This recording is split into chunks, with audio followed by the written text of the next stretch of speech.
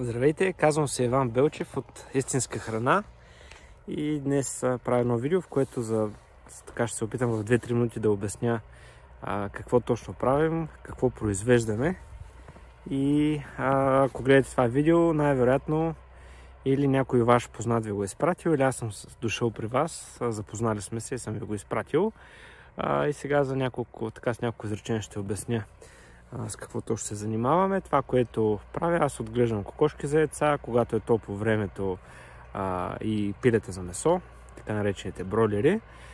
Също така, понеже се намира моята малка фермичка в село Борика, това е в община Ихтиман, близо на 900 метра над морска височина в момента се намираме, непосредствено над язовир Искър. И тук имаме едно чудесно стадо с биволи. Двама братя Вълкан и Страхил Тодорови го отглеждат от доста години в селото, мисля, че вече над 10 години.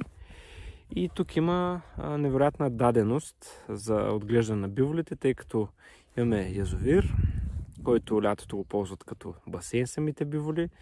Има и невероятни пасища и тук няма стандартно земеделие, не се отглежда пшеница, царевица, слънчоглед, съответно не се ползват никакви пестициди, има само хиляди декари пасища, които са с билки, с трева и язовир Искър на 2 км въздушна линия.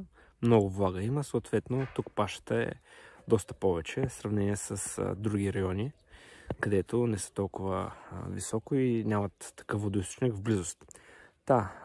Млякото от тези биволи наистина е възможно най-високо качествено.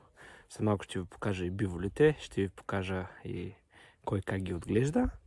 И едно, че е изключително чисто и качествено. Друго, когато животните живеят изцяло по този свободен начин и на паша, тяхното мляко е изключително хранително и полезно, тъй като една от основните причини да започна с тази дейност, вече близо година ще стане. По образование съм инженер, не съм земеделец. Една от основните причини да започна е, че след като се запознах с принципа, по който работи съвременната хранителна индустрия, именно всичко да се произвежда максимално бързо, лесно, ефтино и в големи количества, за да може да се пакетира, да е стандартизирано, да е относително ефтино за крайния потребител. Това, което се получава, че съдържанието на витамини и на минерали в храната доста намалява. Съответно, това го виждаме и в съвременните заболявания, които особено вече в България за последните 35-40 години и специално за последните 20 раковите заболявания много се увеличиха. Започнахме да имаме проблеми и пред децата доста. Жена ми е детска учителка, може би 15-20% от децата в нормалните градини имат така наречените специални образователни потребности. И това малко ли много е резултат от съвременния ни начин на живот и храна. И съответно това, към което се стремя, е следното нещо. В момента на пазара на хранителни продукти, до които имаме достъп в големите хранителни вериги и в малките, така относително от едни и същи места зареждат, става подмяна по два начина. Първото е, когато се отглеждат животни стандартизирано в големи животновъдни обекти, било то прасета, пилета или крави за мляко, или било то монокултури като пшеница, царевица, слънчоглед. Всичко е толкова стандартизирано, толкова оптимизирано, че се налага да се ползват за животните доста антибиотици, доста храни и фуражи, които правят така, че животните бързо наддават на месо, дават повече мляко, но в естествената им среда те нямат достъп до тях и не е полезно за тях. Давам пример, кравите не е много добре да ядат концентриран фураж, но в големите комбинати основно за това ги хранят. Също се отнася въобще и за вече по-дребните преживни животни, така доста с фуражи ги хранят. При растенията, давам пример за пшеницата, преди 100 години може би било нормално 200-250 кг на декар да се жъне. В момента има добиви по над 1000 кг на декар, говоря за България. благодарение на ползването на нов тип семена, нов тип препарати.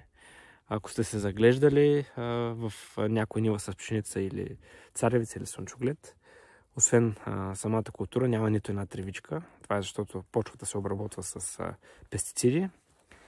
И всичко това води до ситуация, в която самата храна, самите растения или самите животни, които се хранят с тези фуражи, нямат достъп до витамините и минералите, които обикновено се срещат в почвата и в природата.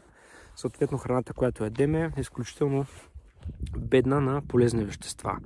Тя има калории, може да ни напълни стомаха, дори може да стане тежко, може да ни засити, но на клетъчно ниво това, което се получава, че тези витамини и минерали, от които се нуждаем, няма откъде да си ги набавим. Съответно, в хранителната индустрия и въобще търговската мрежа, това, което в момента си купуваме, до голяма степен е такъв тип подменена храна. Тя има вид, има форма, да кажем един домат, прилича на домат, изглежда червени, но няма функциите, няма свойства на домат, няма съдържанието, което би трябвало да има в един истински домат. Същото важи и за млечните продукти, и за месото, и за зърнените и така нататък. Така че това е един тип подмяна, която тихичко върви. Няма и да засягам вече всички други консерванти, които се ползват, за да може храната да е по-трайна. Те допълнително оказват негативно влияние, но това е едното. Съответно, с нашата дейност тук и с яйцата, и с пилетата се стремим да се хранят възможно така най-близо природно, за да бъде възможно най-чиста храната. Тук специално с биволите имаме на 95% изцяло чисто хранене, може би на 100%, просто понякога е нужно да се дава и малко слама, освен сено и паша.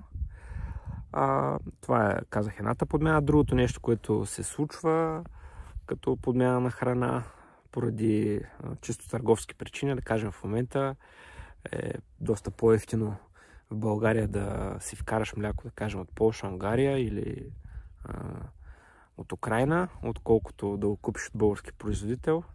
Просто в нашето общество, поради една или друга причина, вече много малко хора искат да се занимават с животновъдство.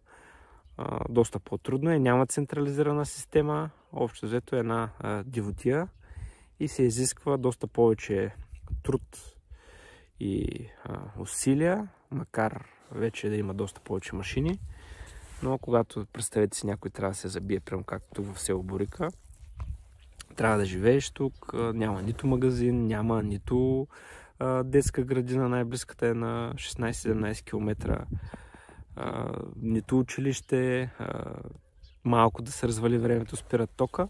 И ако си млад човек, искаш да имаш семейство и да гледаш животния, ти всеки ден трябва да си при тях, става вече доста сложно и семейството търпи доста негатив. Защото или трябва да сте разделени, те да са, както в случая София е близо, на 60 км, или трябва те да са в София, или да пътуват всеки ден децата. Това е един от минусите. Вторият тип подмяна е ние като народ, като етнос, тук се живеем от хиляди години, в нашото ДНК е вградено, ние сме свикнали да обработваме местни сортове, плодове и зеленчуци, зърнени култури, както и породи животни, даващи мляко и месо.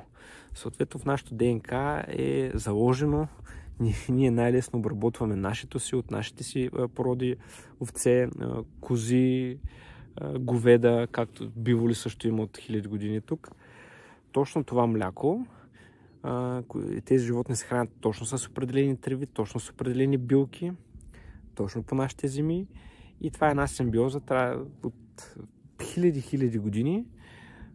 И това буквално всяка наша клетка го разпознава, докато в момента, вкарвайки мляко, сурово или сухо, от съвсем други държави и места, съвсем друг климат, съответно това нещо, малко или много, вярвам също, че оказва влияние на нашия организъм.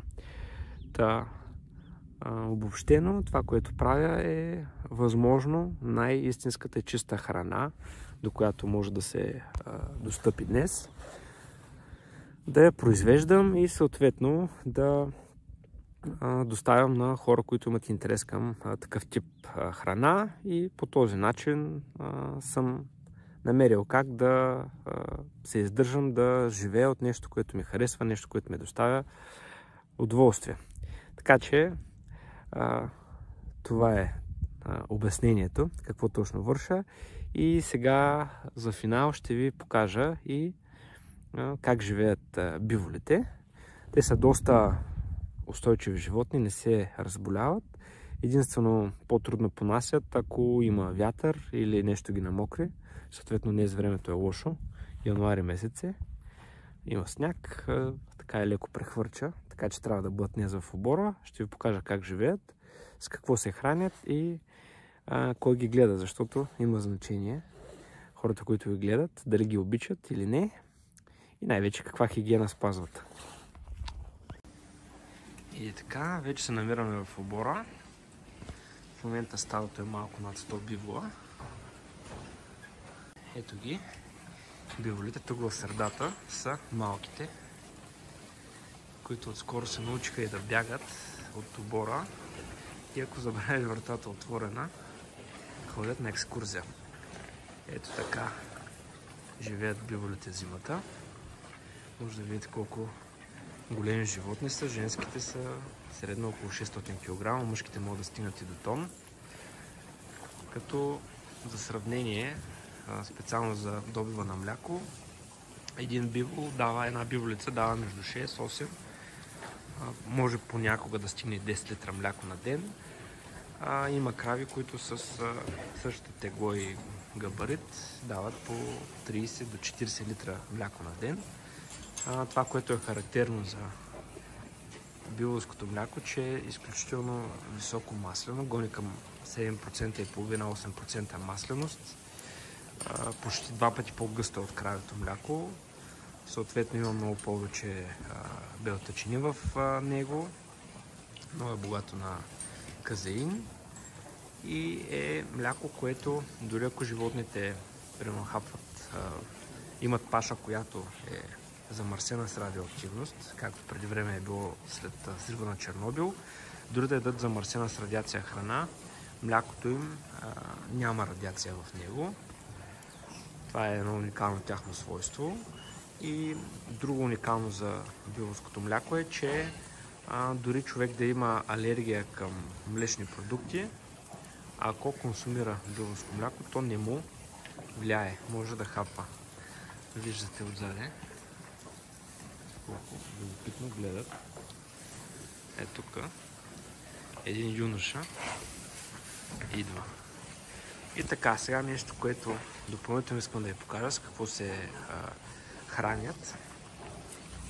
Ето, това е сено. Сега обяснявам каква е разликата между сено и слама.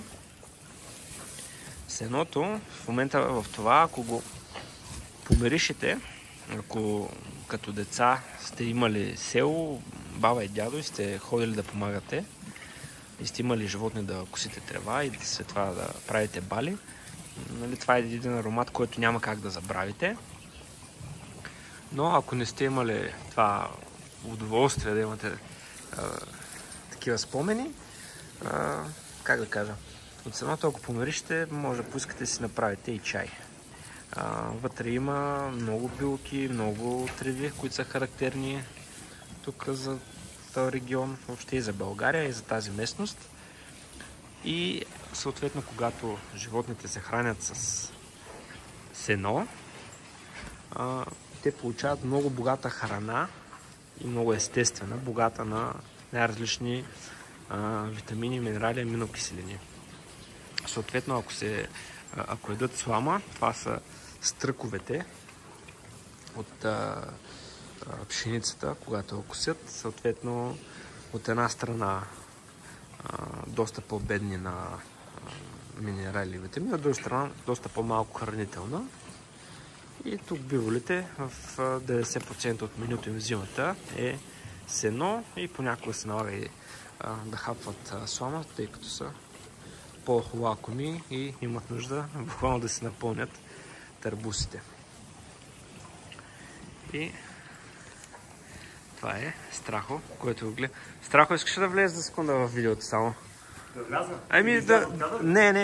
Да покажа на хората кой се грижи за биволите, защото тъкмо това казвам, че е много важно човек да обича животните и да се грижи с тях с миление. Аз много си ги обичам, моите животинчи.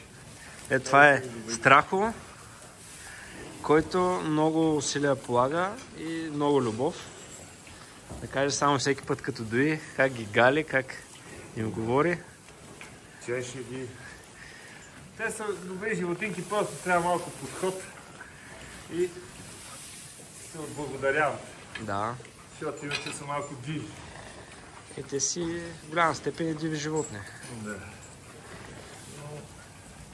Общо сме променили тук стратегията вече. Не се бият животните, не се вика. Гледаме да са, като как се гледа домашно кученце. Така, аз поне така мисля. Брат ми е малко против, защото малко стават по-трудни за подкарване, за гърлене и така нататък. Но така според мен животинки са по-щастливи. Да. И аз съм по-щастлив. Така че... Да. Благодарим. Това отзади новия бивол ли? Бика? Не, бика е там вързан, защото ме е страх да, нали, защото все пак ще го нападнат 75 животни тук. Да. А тук само с 25 се оправят, така че за да са сега.